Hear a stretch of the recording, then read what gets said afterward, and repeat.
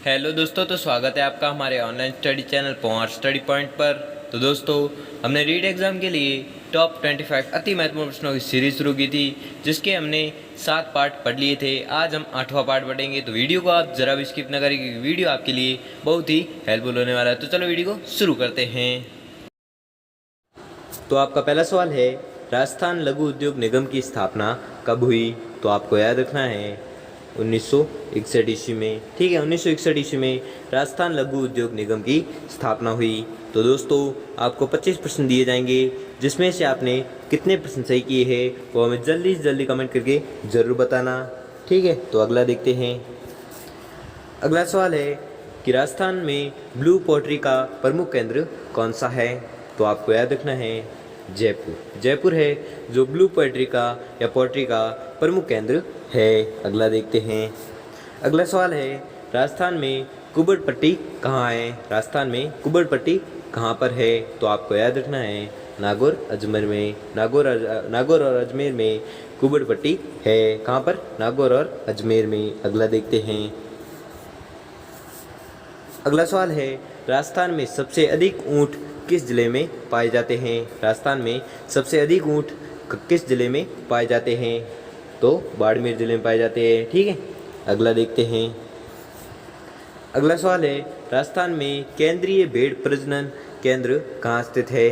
राजस्थान में केंद्रीय भेड़ प्रजनन केंद्र कहाँ पर स्थित है? तो आपको याद रखना है फतेहपुर में।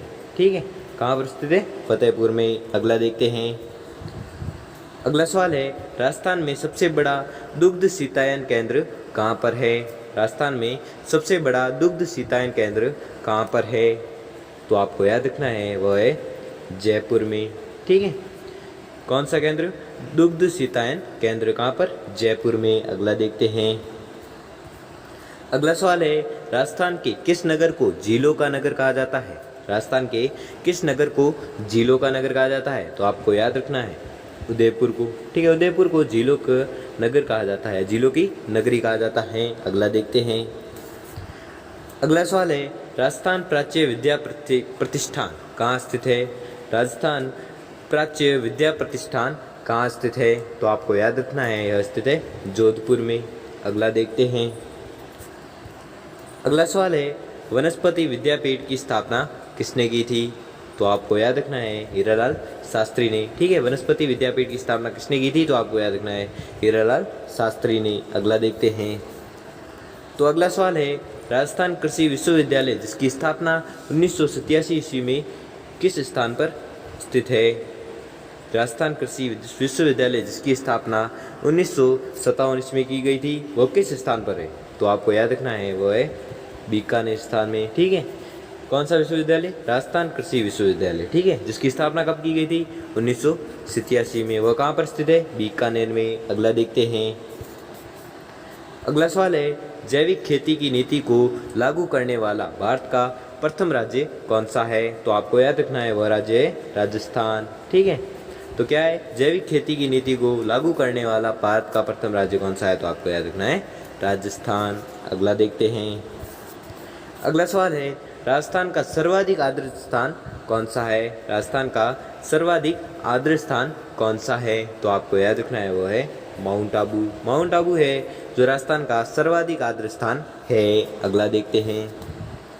तो अगला सवाल है, राजस्थान में सर्वाधिक पशु है? राजस्थान में सर्वाधिक पशु है तो कौन से है? गाय। ठीक है, गाय है जो राजस्थान में सर्वाधिक पशु है। अगला देखते हैं।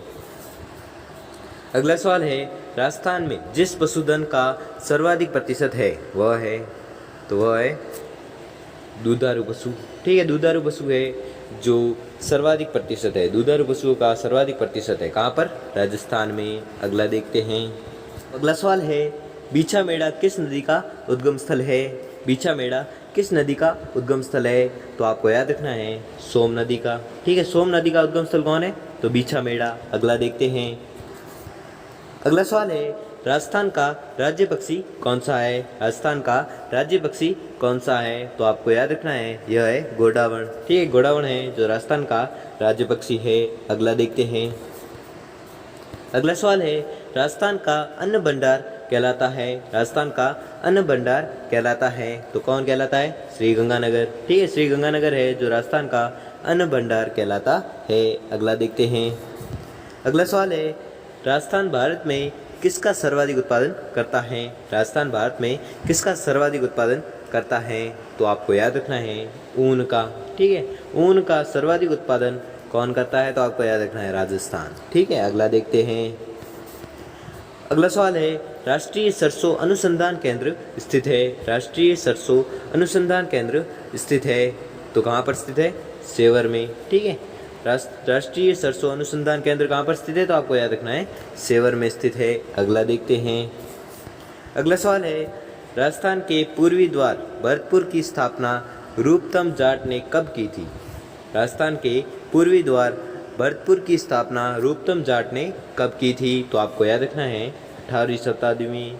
ठीक है, 18वीं शताब्दी में राजस्थान के पूर्वी द्वार भरतपुर की स्थापना की थी। किसने? रूपतम जाट ने की थी। अगला देखते हैं। तो अगला सवाल है, राजस्थान पर्यटन विकास निगम की स्थापना कब की गई? राजस्थान पर्यटन विकास निगम की स्थापना कब की गई? तो आपको याद रखना है 1 अप्रैल 1978 ईस्वी में। ठीक है, 1 अप्रैल 1978 ईस्वी में राजस्थान पर्यटन विकास निगम की स्थापना की गई। अगला देखते हैं। तो अगला सवाल है, जयपुर का पुराना नाम क्या है? जयपुर का पुराना नाम क्या है? तो आपको याद रखना है पुराना नाम है ढूंढार। तो ढूंढार किसका पुराना नाम है? तो आपको याद रखना है जयपुर का। अगला देखते हैं। अगला सवाल है कि राजस्थान में सीसा व जस्ते की सर्वाधिक भंडार स्थित है? राजस्थान में शीशे व जस्ते के सर्वाधिक भंडार स्थित है तो कहाँ पर स्थित है? जावर में। ठीक है, राजस्थान के सर्वाधिक शीशे व जस्ते के सर्वाधिक भंडार कहाँ पर स्थित है? तो आपको याद रखना है जावर में स्थित है। अगला सवाल है, राजस्थान में नमक उत्पादन का प्रमुख केंद्र है? राजस्थान में नमक उत्पादन का प्रमुख केंद्र है तो प्रमुख केंद्र कौन सा है? सांभर। ठीक है, सांभर है जो राजस्थान में नमक उत्पादन का प्रमुख केंद्र है। अगला देखते हैं। अगला सवाल है, राजस्थान राज्य को कितने जलवायु प्रदेशों में विभाजित किया गया है? राजस्थान राज्य को कितने जलवायु प्रदेशों में विभाजित किया गया है? तो आपको याद रखना है 5। ठीक है, 5 जलवायु प्रदेशों में विभाजित किया गया है किसे? राजस्थान को। तो दोस्तों, आपको 25 में से आपने कितने 25 में से कितने % सही किए हैं वो हमें जल्दी से जल्दी कमेंट करके ज़रूर बताएं। और अगर आपको वीडियो अच्छा लगा हो, आपके लिए थोड़ा सा भी हेल्पफुल साबित हुआ तो वीडियो को लाइक और चैनल को सब्सक्राइब कर लीजिए। धन्यवाद।